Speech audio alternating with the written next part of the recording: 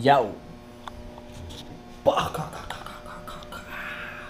Another knockout exclusive. This one is all about the United States' reaction to the current situation in Nicaragua. In this video, I'm not going to make any comments or talk about the actual situations here in Nicaragua, because if you follow Rasta Punch on Facebook, you don't know what I say, that this is a situation for Nicaraguans to decide what's best for Nicaraguans and what's best for Nicaragua. This video is more about a little bit of an analyzing of the reaction of the United States to the current situation here in Nicaragua. You know, just to start out, before I get too much into it, I personally am sad about the situation right now here in Nicaragua. I share the sentiments of many of the people here, but the reality and the truth is that the reaction of the United States and some of the politicians of the United States current government has been a reaction that's been a little extreme, a little unwarranted, and very hypocritical. Number one, this crisis really started through a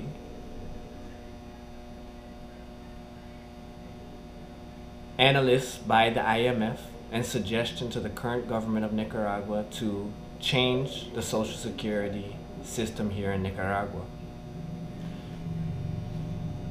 The IMF suggested these changes to the current government, and these changes, maybe they were suggested or they were even forced upon the current government. After the crisis began, we've seen a lot of what's been taking place in the media. Maybe you've seen it on the different news channels, and a lot of that has been pretty accurate, you know, to what they've been reporting. And honestly, the government here hasn't been not denying it neither. Of course, they've been talking about the same things that any politicians try to do and blame everything on, which is fake news. Every politician in the world tries to blame their political situation on fake news, but that's a whole nother video for another time. But this situation right now, the reaction of the United States first being, well, let's not just say the United States, but the IMF suggested these changes brought about this situation. Secondly, you have certain senators and congresswomen in the United States that have been calling for the NICA Act, which is a way to pressure the current government of the Sandinista, which have a long time history of resisting against United States' capitalism and is a socialist government, more aligned with the politics of Venezuela and Cuba.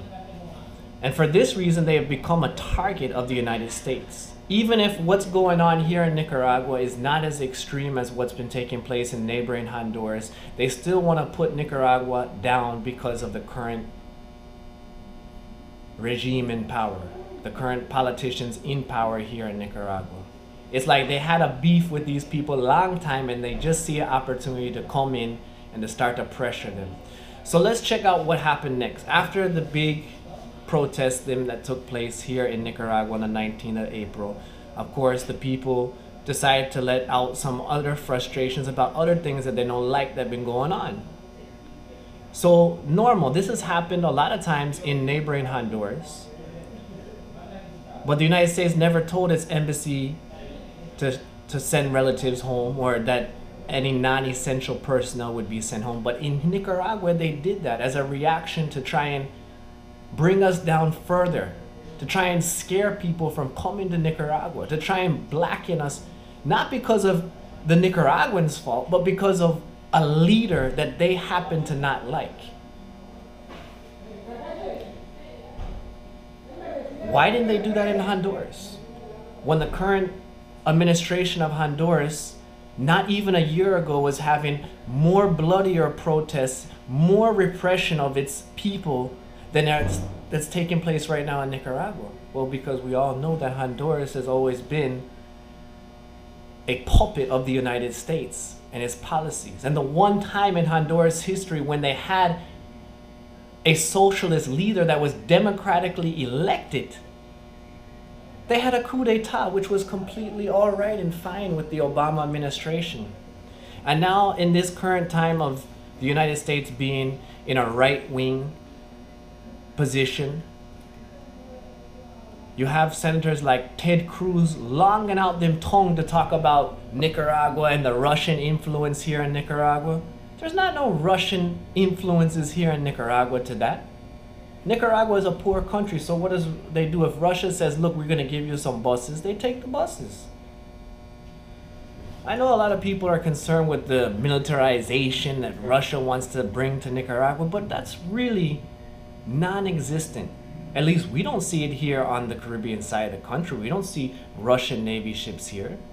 In fact, the last Navy ship to visit Nicaragua, I think, was a United States Navy ship helping the people, or maybe it was a vessel from Taiwan. So these are hyped up lyrics that the leaders in the United States are going to tell the people to try and make this situation worse than it is. I know there's a lot of things that are not right, and there's some problems that Nicaraguans are facing right now. But to rely on anybody like the IMF, any politician in the United States, whether they're a senator, a congressman, whether they're from a state that has the most immigrated Nicaraguans living in it, they can't solve the problems in Nicaragua. And I'll tell you this much, the people here in Nicaragua are solving their problems. They're having protests every day. They're voicing out their grievances. And well, as we watch the media, we can all decide our own minds and judge what that response has been. And in a nutshell, of course, we're talking about people's lives. So it's sad to see people being killed, and we all know that justice has to be done. But the reality is, what's taking place in Nicaragua is way less worse than what has gone on in other countries such as Honduras, El Salvador, Guatemala, and many other countries in Latin America, and even the United States itself. Nicaragua has passed over 12 years without any type of deadly demonstrations or protests. This is the first time that something like this has happened. And well, I'm gonna tell y'all straight up, the Nicaraguans are solving their problems. And any of you opportunists out there in the United States that want to try to now take this chance because Nicaragua's in the media every day to push your right-wing agendas, you're wrong, man.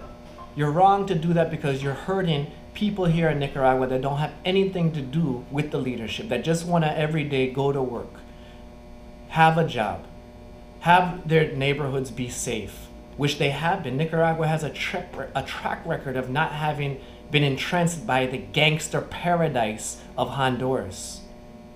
We haven't been entrenched with political violence. This is the first time, like I've said, in a decade or more that we've had political violence in the country. Heck man, Jamaica, y'all have more political violence in the last 10 years than we here in the Nicaragua. So y'all don't believe all the hype. If you're a Nicaraguan, I can't tell you how to feel about the situation, but you know best, and you have all the right to express yourself in these situations.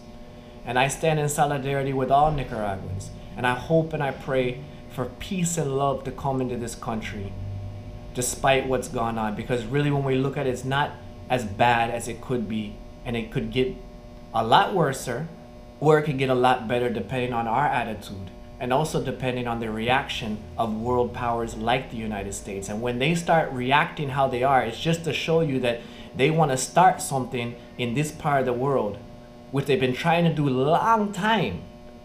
So they're opportunists. They're not people that have their heart really in line with the poor people in Nicaragua or these cultures and traditions that exist here. So I just knock you out with this one today. Hope I don't get into too much trouble with it, but I just thought I would put it out there. Till next time, y'all.